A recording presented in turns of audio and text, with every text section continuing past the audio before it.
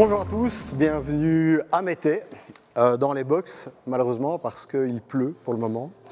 Et nous sommes ici pour un événement de taille puisque nous accueillons la première Panigale V4S 2025. C'est la première machine qui arrive en Belgique et on a la chance d'être les premiers à l'essayer ici à Mété.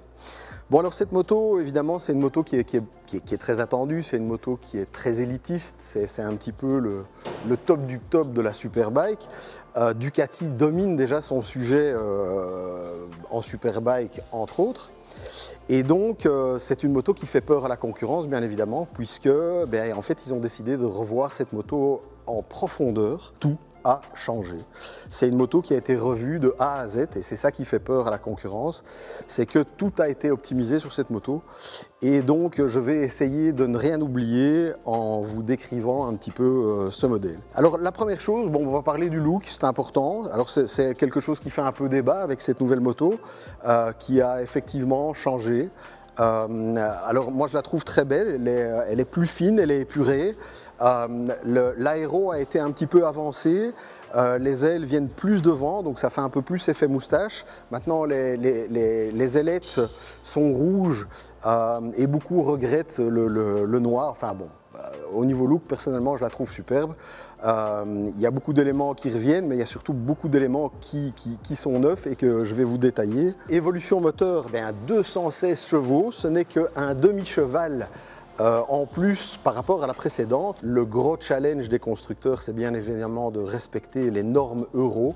Et ici, on est bel et bien sur un moteur qui est passé en norme Euro 5+, qui est donc la nouvelle norme qui sera d'application à partir du 1er janvier 2025. Et donc c'est aussi en partie à cause de ça que ce modèle a été revu. Donc le moteur est 0,5 cheval plus puissant, mais il a été optimisé un peu partout, déjà au niveau des normes. La courbe de puissance est différente. Le rupteur vient 500 tours minute plus tard qu'auparavant. Donc maintenant on est à 13 500 tours minute avant rupteur. Et donc en fait, de mon impression, pour avoir roulé ce matin, déjà ce qui m'a choqué, c'est que j'ai trouvé que la première était excessivement longue. Et donc je me demande en fait si c'est globalement un réglage dans la boîte de vitesse, donc si la boîte de vitesse a été changée, ou si c'est tout simplement un changement au niveau de la démultiplication finale avec les pignons, puisque justement cette norme, il faut savoir que ils ont par vitesse un nombre de CO à respecter par nombre de tours minute et tout ça, et c'est quelque chose qui est utilisé depuis toujours au niveau des normes. Ça veut dire que certains constructeurs changent la transmission finale tout simplement pour arriver dans le cadre de ces normes, et donc ici, personnellement, j'ai trouvé la première beaucoup trop longue, à savoir que sur le circuit de Mété, on fait pratiquement, allez, je vais être clair, 2/3 du circuit en première. Alors vous avez le long gauche au bout de la ligne droite, donc le premier virage. D'abord je l'ai pris en deuxième, ce qui me paraissait logique avec une 1000, et à la remise des gaz, je l'ai trouvé un peu trop molle. J'avais pas assez de réponse, donc pour finir, j'ai fait quelques tours, j'ai continué, j'ai pour finir roulé en 1. Et donc, on en a parlé ici dans le paddock, c'est clair que rouler, toutes les motos passent en 2, donc clairement, la première est beaucoup trop longue. À mon avis, c'est une moto qui prend 300 km/h en 5e. Donc en 6e, ça je vous laisse deviner, mais je ne sais pas, mais clairement les rapports sont trop longs. Alors en termes d'ergonomie, je me suis retrouvé directement à la maison. Je ne pense pas que l'ergonomie ait fait l'objet d'un travail particulier, mais en tout cas, j'étais très vite à la maison et ça c'est pas désagréable. Donc au niveau du carénage, ce qu'on peut remarquer, au-delà du look, en fait ils ont optimisé le refroidissement et ici, vous ne pouvez pas le voir, mais ici on peut clairement voir qu'il y a une ouïe qui est énorme. Toute la partie refroidissement a été changée pour optimiser et pour tout simplement perdre des degrés. Et ça c'est toujours nécessaire sur des machines machines qui prennent ce nombre de tours et qui développent autant de chevaux. Alors au niveau des suspensions, bon, on retrouve des éléments Öhlins pilotés. Alors c'est une moto qui peut être roulée ou bien avec des suspensions actives, donc ça veut dire qui rectifie en temps réel et qui adapte par rapport à votre pilotage. Il y a aussi moyen de mettre les suspensions en mode fixe et là vous pouvez gérer au tableau de bord en fait les clics, sauf que les clics se font de manière électronique. Bon bah alors on est évidemment sur du matos haut de gamme, il y a rien à dire là-dessus. Bon c'est vrai que nous quand on les utilise un peu fort à Franco, bah, on les met en mode fixe et on les durcit quand même pas mal. Alors ici j'ai voulu tester le mode électronique qui est tout à fait convaincant pour Mété, c'est parfait. Donc les suspensions, bah, je vais dire qu'elles n'ont pas fort changé, néanmoins de manière évidente et comme toujours, eh bien, vous avez le software, vous avez en fait le boîtier qui calcule tout. Ben, en fait les données sont de plus en plus, il y a de plus en plus de données, donc en fait ils arrivent à affiner et en fait à chaque fois qu'un modèle ressort, eh bien, en fait on a des évolutions avec de l'électronique qui est toujours plus pointue. Alors c'est évidemment aussi le cas au niveau du package électronique de la moto qui elle a vraiment un package électronique qui est complètement hallucinant. Alors tout ce que vous pouvez imaginer est vraiment sur cette moto. Et ils ont quand même encore rajouté des fonctionnalités. Alors il faut vraiment visiter le tableau de bord et aller dans tous les modes. Il y a 5 modes, dont 2 modes race que vous pouvez entièrement configurer. Donc électronique affinée, encore plus précise, encore plus de possibilités. Ça c'est quelque chose de nouveau. Eh bien ça va faire hurler certains, mais c'est le cas.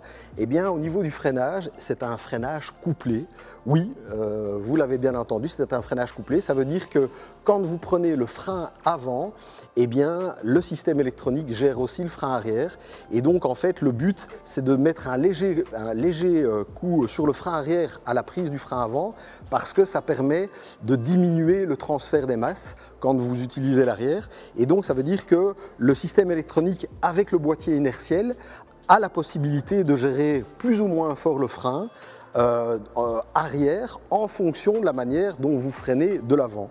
Alors en parlant de freinage, eh bien, on a bien évidemment un ABS race avec je crois 8 niveaux, je pense 8 niveaux différents.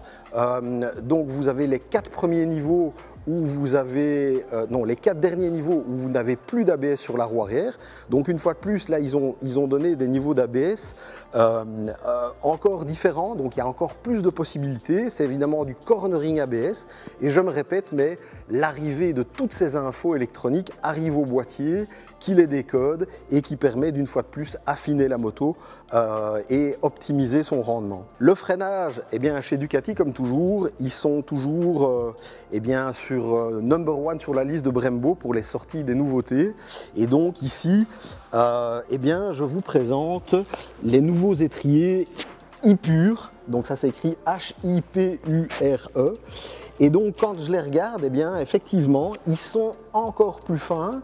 Ça se voit qu'ils ont perdu de la masse et eh bien, ça permet de garder toujours la même puissance mais un meilleur refroidissement et donc une meilleure longévité sur piste. Mais en tout cas, cette V4 inaugure ces nouveaux étriers de chez Brembo et ce n'est pas rien.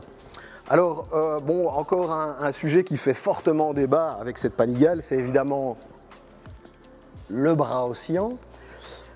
Qui n'est plus mono bras oscillant mais bien double bras oscillant classique.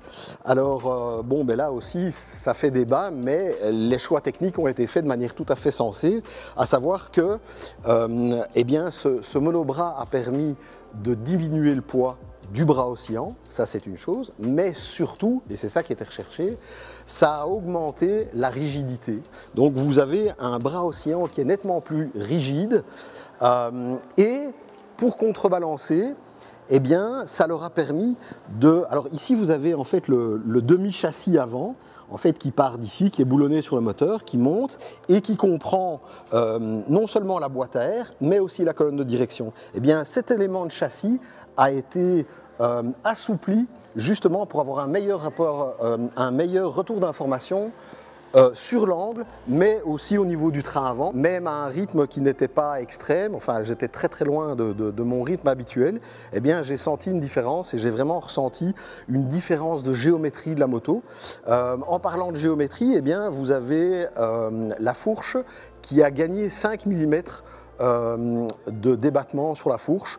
Alors une fois de plus, tout ça est pour optimiser les sensations, le feeling. Le fait que le frein arrière agisse, qu'il y ait moins de transfert de masse, on a peut-être un peu plus d'espace. Enfin voilà, ils ont optimisé au mieux et c'est plus que convaincant. Bon, mais comme vous l'aurez compris, oui, on a testé. Je suis vraiment heureux d'avoir testé cette moto. J'ai un peu roulé sur la route aussi. Bon, sur la route, pas besoin de vous dire que, enfin, personnellement, j'aime pas, mais bon, voilà, c'est assez personnel. Mais bon, c'est vraiment une machine d'exception. Alors, ici, en 2 sessions à Mété, malheureusement, c'est vrai qu'on ne peut pas. J'aurais aimé pouvoir l'utiliser et un petit peu plus la maltraiter, entre guillemets, parce que là, j'ai roulé avec des réglages de traction control et tout ça qui étaient quand même très sécuritaires. En plus, bon, il faut savoir que la montre d'origine sur cette moto, ce sont des Pirelli Super Corsa en SP, donc c'est une version route, ce n'est pas une version circuit. Donc aussi sur circuit ici, bon, voilà, on a essayé d'être prudent, on n'a pas pris de risque. Voilà, je serais heureux de remonter dessus à Francorchamps, à la maison, et de pouvoir l'exploiter et exploiter toute cette puissance et peut-être aussi l'essayer peut-être avec déjà une démultiplication peut-être un peu plus adaptée, parce qu'en tout cas ici à Mété c'était vraiment beaucoup trop long. En ce qui concerne la fiche technique, bon, de toute façon vous allez retrouver pas mal d'infos tout simplement sur cette page. Maintenant n'hésitez pas à aller sur le site de Ducati. Il y a beaucoup de choses à dire. Je suis certain que j'ai dû en oublier une partie parce que absolument tout est nouveau sur cette moto. Et le feeling est d'ores et déjà différent et ça c'est quand même une bonne nouvelle. Je voudrais bien évidemment remercier le circuit de Mété, de même que Stéphane Mertens et donc la Mertens School pour nous avoir accueillis ici, pour nous avoir offert un box pour tourner ce reportage. On se revoit très bientôt sur circuit ou pas, et d'ici là, gaffe sur la route.